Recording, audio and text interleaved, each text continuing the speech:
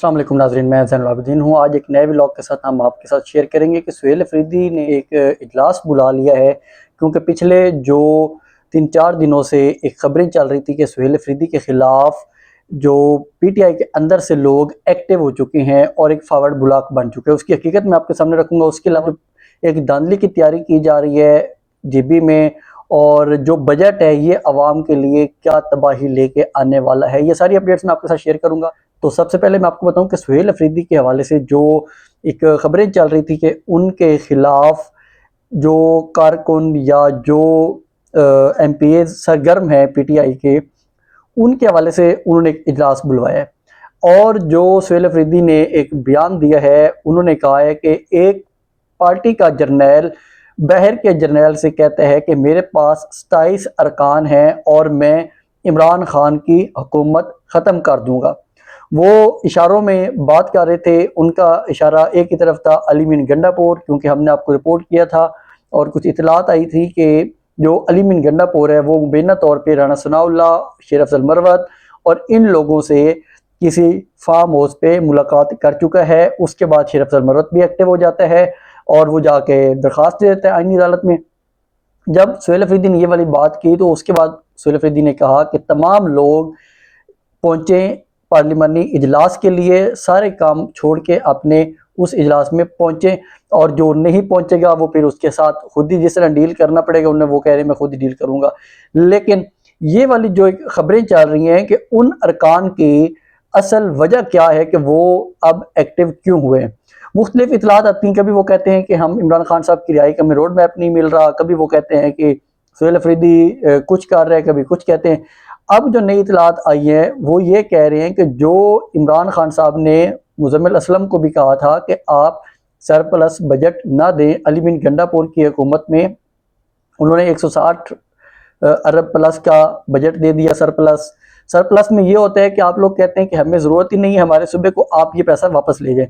और अभी ये इतलात आ रही हैं कि जो सुहेल अफरीदी हैं वो 200 अरब प्लस सरप्लस बजट देने जा रहे हैं, मतलब कि 200 अरब से भी ज़्यादा वो सरप्लस बजट देंगे, जिसकी वजह से ये अरकान कहते हैं कि हमें इसमें तशवीश है। आप अगर ये बजट मंजूर कराना चाहते हैं तो कम से कम अलीमा खान की, इमरान खान की बहनों की एक मुलाकात करवाएं इमरान खान साहब से, उसके बाद ये वाला बजट मंजूर करवाएं। इस हाल से शफी जान भी कह रहे थे, वो कहते हैं कि ऐसी कोई बात नहीं है, हमारे तमाम अरकान सुहेल अफरीदी की क़यादत में मुतहद हैं, कोई फॉरवर्ड ब्लॉक नहीं है हमारे दरमियान में, और ना ही कोई ऐसा फॉरवर्ड ब्लॉक बना के इमरान खान की हुकूमत को ख़त्म कर सकता है। ये बात बिल्कुल ठीक है कि इमरान खान साहब की हुकूमत को केपी से फॉरवर्ड ब्लॉक बन के वहाँ के लोग लोटे हो के इमरान खान साहब की हुकूमत को ख़त्म नहीं कर सकते, क्योंकि अगर वो लोटे बनेंगे तो केपी की जो आवाम है वो उनका वहाँ पे जीना मुहाल कर देगी। इससे पहले एक लोटा बना था अनवर ज़ेब खान का, जो वो मुबारक ज़ेब आई थिंक उसका नाम, वो लोटा बना था, लेकिन उसको पीटीआई ने सपोर्ट नहीं किया था, लेकिन वो वोट पीटीआई के नाम पे ले रहा था, क्योंकि उसका जो भाई था वो इमरान खान साहब का बहुत बड़ा सपोर्टर था। इस वजह से उस आवाम ने उसको वोट किया।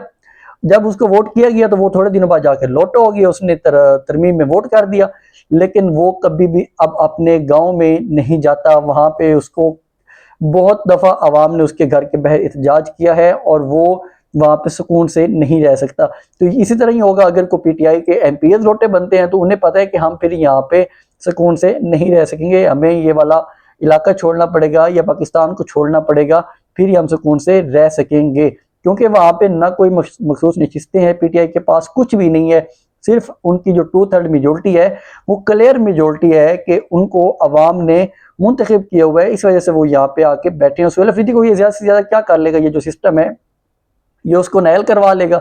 अच्छा, अगर हटा भी देते हैं तो फिर कौन आएगा यहाँ पे, जो वज़ीर आला आएगा।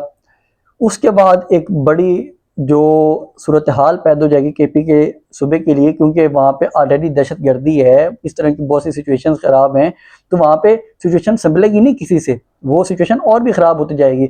मज़ीद मैं आपके साथ शेयर करूँ कि जो ये धांधली का प्रोग्राम बनाया जा रहा है गिलगित बल्तिस्तान में, उसके हवाले से ये इतलात आ रही हैं कि अब जो पंजाब पुलिस है उसके 5000 जवान भेज दिए गए हैं गिलगित बल्तिस्तान में, क्योंकि जो पंजाब में सबसे ज़्यादा धांधली हुई थी 8 फरवरी को। तो यहाँ पे यही पुलिस थी ना पंजाब की, कभी ये फॉर्म छीन रहे थे, कभी कुछ कर रहे थे, कभी कुछ कर रहे थे। तो अब इनके पास एक्सपीरियंस है, तो लिहाजा इसलिए इन लोगों को बुलवा लिया गया है जीबी में कि आप वहाँ पे आएँ और अपनी खिदमत सर अंजाम दें, क्योंकि आप एक्सपर्टीज़ हैं आप लोगों के पास, तो आप लोग आके वहाँ पे हमारे साथ हेल्प आउट करें। तो अब यहाँ पे बुला लिया गया है, जो पंजाब पुलिस के 5000 जवान है वो भी वहाँ पे पहुंचेंगे और अपनी खिदमत सर अंजाम देंगे गिलगित बल्तिस्तान के इलेक्शन में। गिलगित बल्तिस्तान में शायद खटक वो भी पहुंच चुके हैं। इससे पहले असद कैसर को रोक लिया गया था, फिर उससे पहले जुनेद अकबर को गिरफ्तार कर लिया गया था पीटीआई के। अब जो शायद खटक हैं वो भी वहां पे पहुंचते हैं और वो गए हैं by road, Babu sir top और ये वाला सारा रास्ता क्रॉस करते हुए वो गिलगित बल्तिस्तान में इलेक्शन कैंपेन के लिए पहुंचे हैं। इलेक्शन कैंपेन के लिए पीटीआई के लोगों को कहा जाता है कि आपके पास एनओसी नहीं है, लेकिन जो बाकी पार्टियां हैं, अमीर मुकाम का बेटा है, उसी केपी के जो अपोजिशन लीडर का बेटा है, अपोजिशन लीडर है केपी का, वो भी वहां पे पहुंच के अपनी कैंपेन कर रहे हैं। बिलावल भुट्टो साहब वहां पे कैंपेन के लिए पहुंचने लगे हैं। उसके अलावा ख्वाजा साद रफीक वो कह रहे हैं कि मुझे नवाज शरीफ साहब ने जिम्मेदारी सौंप दी है, वो भी पहुंच गए हैं वहां पे। आज उनका जलसा भी है स्कर्दू में। तो ये हालात हैं कि वहां पे सारा कुछ मैनेज करके भी ये इमरान खान साहब को हरा नहीं पा रहे। जब इनके पास रिपोर्ट पहुंची कि देखिए हमने निशान छीन लिया, हमने पार्टी को ख़त्म कर दिया, जो पोलमैन की पार्टी थी उसको ख़त्म कर दिया, लेकिन इमरान खान साहब का जो वोट है वो नहीं टूट रहा। तो उसके बाद उन्होंने नया पंगा डाल दिया कि आप यहाँ पे एनओसी के बगैर नहीं आ सकते। तो ये एक हालात चल रहे हैं यहाँ पे। बजट के वाले से मैं आपको बताता चलूँ कि जो बजट है ये अवाम की तबाही लेके आने लगा है। वो इस तरह के अब ये लगाने लगे हैं, जो जीएसटी होता है जनरल सेल्स टैक्स, ये 18 से 19% करने लगे हैं। मतलब कि कोई भी एक चीज़ को बंदा बेचेगा तो वो 19% टैक्स देगा। ये हालात करने लगे हैं ये लोग।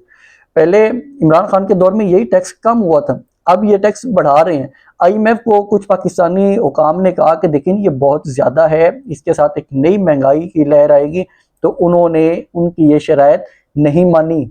अब हमारे जो बजट हैं ये आईएमएफ बैठ के बनाया करेगा और ये कुछ भी नहीं कर सकेंगे, उनके सामने चूं तक नहीं कर सकेंगे ये लोग। इनके अंदर अब जरूरत ही नहीं है कि वो उनको बैठ के ना करें, क्योंकि ये इन्होंने लूट इतना लिया है। अभी लूटने के हवाले से मैं आपको बताऊं कि जो ख्वाजा आसिफ साहब ने ट्वीट की थी कि 80,000 रुपया उनके जानने वाले से उनकी सिफारिश पे जो हुकाम थे लेस्को के, उन्होंने लूट लिया वापडा वालों ने। वफाकी वजीर साहब कहते हैं कि हमने उस ट्वीट के ऊपर एक्शन लिया है और जो वहाँ पे सुप्रीडेंट था उसको मुअत्तल कर दिया, उसको सजा दी है।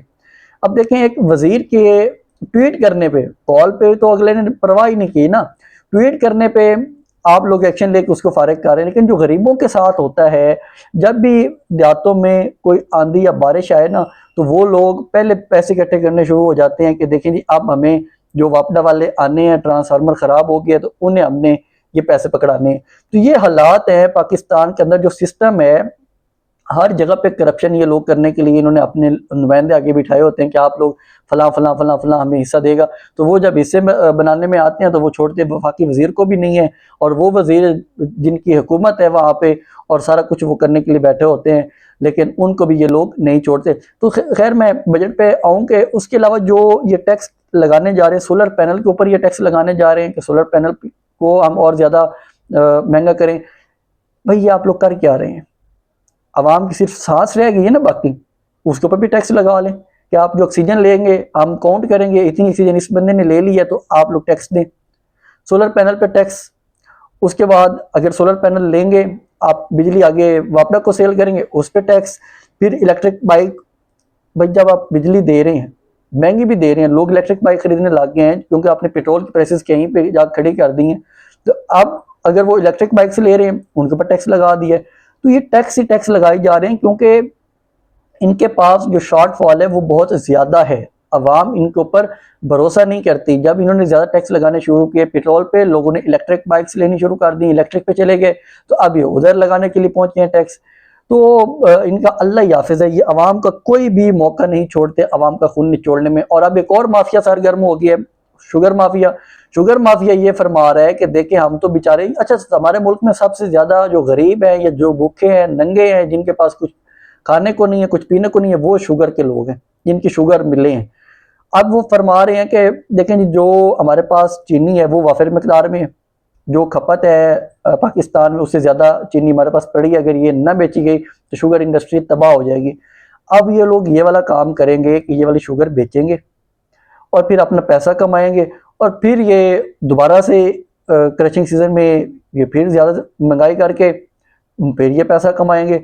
ये हर टाइम पैसा कमा रहे होते हैं और गरीब भी यही मर रहे होते हैं कि सबसे ज़्यादा ये गुर्बत से मर रहे हैं, ये जो लापरवाह और बेहिस और माफिया लोग बैठे हुए हैं। इन्होंने अब खाते लिखा इसाक डार को और उन्होंने इजाज़त दे देनी है इनको। वो कहेंगे कि ठीक है, आलू की इंडस्ट्री तबाह, किसान तबाह हो गया, ज़राअत तबाह हो गई, मकई वो तबाह हो गई, लेकिन अब इनको शुगर बचानी है। कपास की इन्होंने तबाही निकाल के रख दी है, कपास कहीं भी अब नज़र नहीं आती है। कपास की जो वैरायटी है वो इतनी इन्होंने बकवास कर दी है, और अब गन्ने के लिए ये मरे जा रहे हैं। ये कह रहे हैं कि हमारे गन्ने के और शुगर के जो एक्सपोर्ट करनी है उसकी हमें परमिशन दी जाए। तो शर्म आनी चाहिए ऐसे बेहिस्सों को कि ये सिर्फ आवाम के साथ ही हर वक्त लूट मार करने के लिए बैठे हुए होते हैं। जो एक इजलास बुलाया गया सुहेल अफरीदी का, उसके हवाले से जो नई अपडेट्स आएंगी हम वो भी आपसे शेयर करेंगे। एक जो बहुत बड़े इमरान खान साहब पिछले दिनों चैलेंज कर रहे थे, उनको दुबई से निकाला गया है, उसके वाले से कुछ अपडेट्स आ रही हैं, वो हम आपके साथ नेक्स्ट व्लॉग में शेयर करेंगे। इसके साथ ही मुझे इजाज़त दें, चैनल को सब्सक्राइब ज़रूर किया करें और लाइक शेयर भी ज़रूर किया करें। अल्लाह हाफिज़।